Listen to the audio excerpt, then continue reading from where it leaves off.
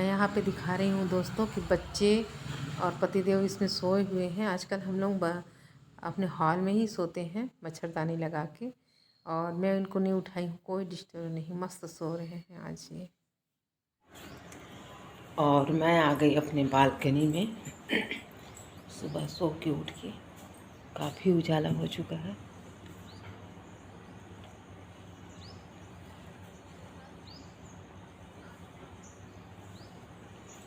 और मैं जा रही हूँ अपने फेवरेट जगह, थोड़ा सा छत में घूम के आती हूँ।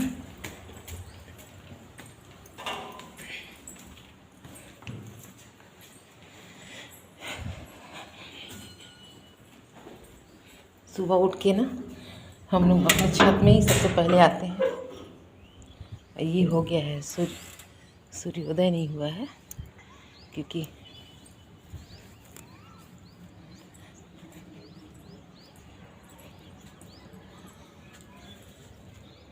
ये सूर्यमुखी, ये झीनिया, गुलाब, गेंदा और कोयल का आवाज़,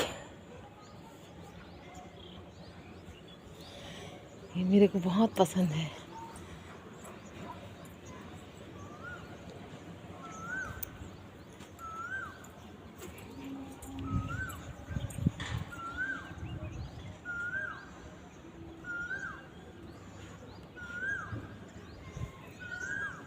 कितना सुंदर लग रहा है ना आवाज़, कोयल का आवाज़।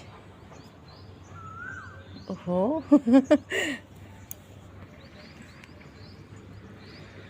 और हल्का हल्का हवा।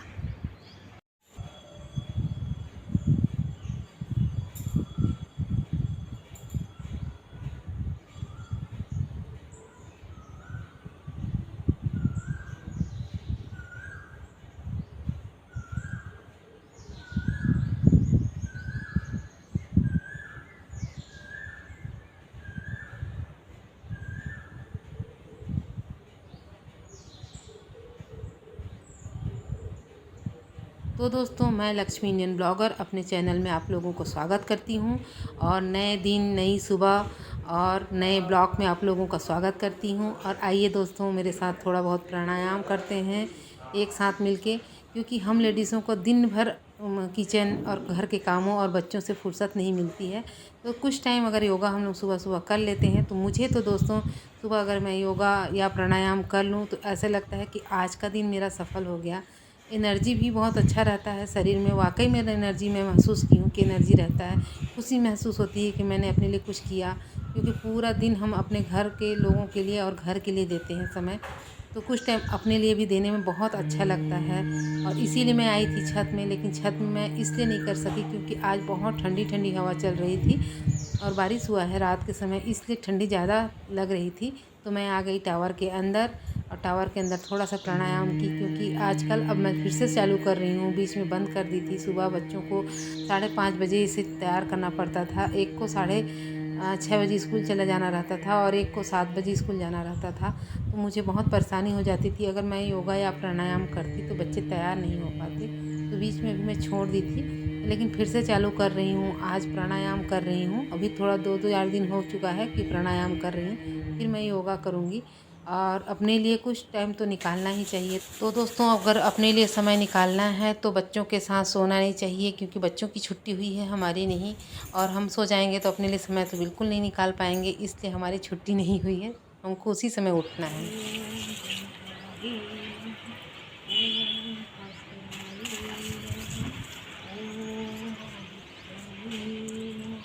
और यहाँ पे मैं तैयार हो गई हूँ नहा के, और बेटा को भी नहला दी, क्योंकि वो थोड़ा बदमाशी करता है, 11 बजे नहाऊंगा बोलता है। तो मैं नहला दी, बोली कि नहाना सही टाइम में होना चाहिए और भोजन सही टाइम में होना चाहिए। और आज का दिन है रविवार, तो रविवार को मैं सूर्य देवता का विशेष पाठ करती हूँ, इसलिए मैं छत में आ गई हूँ। और बिटिया रानी नहा चुकी है, वो भी पूजा करने की तैयारी कर रही है, उनको भी पाठ करवाती हूँ रामायण का और हनुमान चालीसा, ताकि बच्चे सीखें कुछ।